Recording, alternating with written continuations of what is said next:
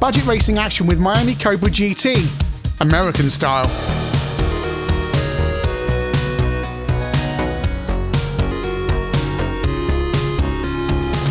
Miami Cobra GT is a 1990 game from Players. Actually, it seems to be released early 91, but the game inlay says 1990. Released on the Spectrum and the Amstrad CPC. Starting off on the CPC, Nigel Spate is the coder. I think he also gave us Future Bike Simulator and Loco, the train game we reviewed many years ago in the Train Game Roundup.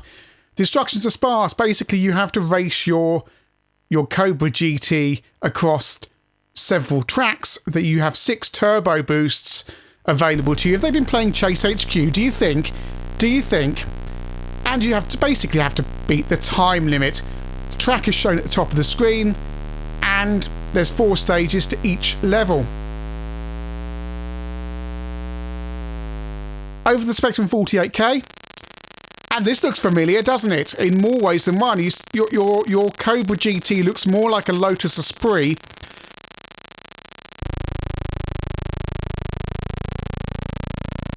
Very similar to Chase HQ, don't you think? Colour scheme, the style of road, okay, on the Spectrum, and the buildings as well. Fire off your turbo, and well, it doesn't work quite as well as the turbos in Chase HQ. There seems to be an elastic effect going on in that you put your turbo on, you catch up with the enemy cars that you were catching up with anyway, and then they just kind of speed away from you, even though you were supposed to be on turbo and you've slowed down to normal speed. Other weird thing about the game is whenever you go near a corner, even if you're not cornering, you get smoke or dust or something coming out of the side of the tyres there. You don't actually need to be cornering to do that. You just have to you could be going straight ahead on a corner and the animation and the noises will happen. It's quite weird. That's stage 1 complete. It's about a minute for each stage of the level. You have 2 gears, and on the Amstrad, it still looks a bit, well, it looks like a Ferrari / Lotus. What is it? What are we driving as the London Weekend Tower speeds past us on both sides of the road? You hold down 5 to accelerate, which is confusing when you first start to play the game because you don't start moving when you're pressing ahead. It's 5 to accelerate and spacebar to activate the turbo, which is activated at the moment. It flashes. I've got infinite turbos on the Amstrad version. It's a nice racing engine for a budget game, especially. It works well, but you begin to realise the limitations of the game pretty quickly. Nothing happens, nothing changes. You're just racing along a road against a time limit. There's not suddenly more cars or things to do or splits in the road or anything, or even up and down in the road. It's just goes left and right, and you look at the map up ahead, and there's a lot of eye candy here for a budget game, but there's not much to it. Back to the Spectrum one, back on the +2, we're getting AY sound. And it's speedy enough and attractive enough. But as I say, the turbos don't work particularly well. The cornering is weird. And having the turbos on and trying to catch up with the enemy cars or the opposition cars doesn't really work.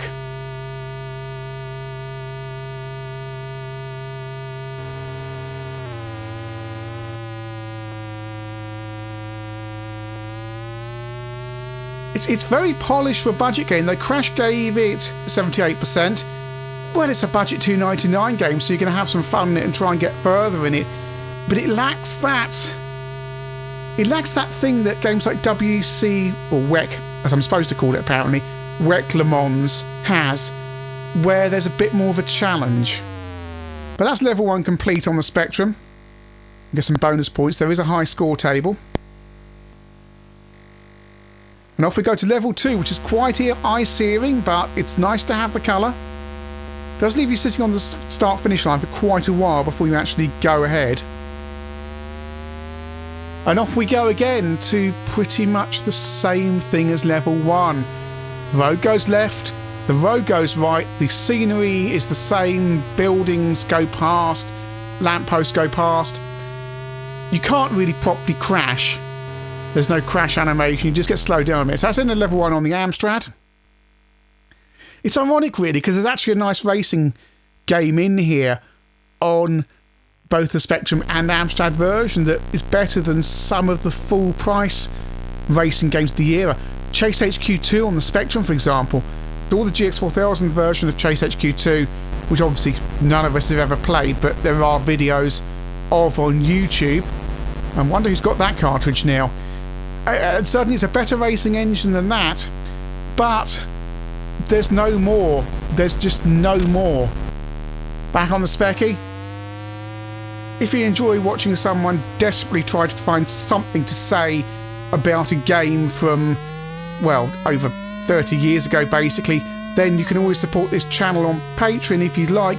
Keeps the channel ad free, and there's bonus videos and previews and stuff on there. We also have the Twitter at ChinnyVision, and there's the Discord link as well. I think that's in the YouTube kind of messages section thing, whatever that thing is I sometimes post in, and I'll put that on Twitter from time to time. But do come on in, have a chat with us. We don't bite, well, most of us don't. You could take this to a full price software house and go, look, I've got a really good racing engine here, give me a bit more money and I can turn this into a new Outrun game, Chase HQ2, whatever. But that's all it really is here. It's a good racing engine where you can overtake cars, and that's all there is. And on the Amstrad here, it's nice to look at. It really is. The game claims to have 8 levels, although I found actually the courses seem to loop round. So on track 6 on the Spectrum here, and it's the same layout as track 2. So a little bit of cheating there, players, because I think on the inlay it says there's 8 tracks. Does it say 8 stages? There might well be 8 there might be 8 tracks, stages to the game, but I think there's only 4 or 5 tracks overall in here. Miami Cobra GT, well, it's a decent race engine and it plays well. It's good value for a budget game. However, once you've played it for a while, there's nothing more to see. It's competent, it's fast, it looks good, but all you're doing is overtaking cars with a track that goes left and right. It doesn't go up and down. There's no more challenge to it than that. In many ways, it doesn't even meet the kind of equivalence of Outrun on the Spectrum, say, which at least has the variation between the levels, different cars, and different scenery, and so on, because changing, all it does is change colours. But hey, it's $2.99, it's competently programmed. Even if it is lacking, it is going to give you some entertainment. When you went into the shop and bought the game, you'd take it home, you'd be well pleased with it. It's just, after you've played it for half an hour, you'd be going, well, is there any more to this? But sadly, on either of these versions, there just simply isn't.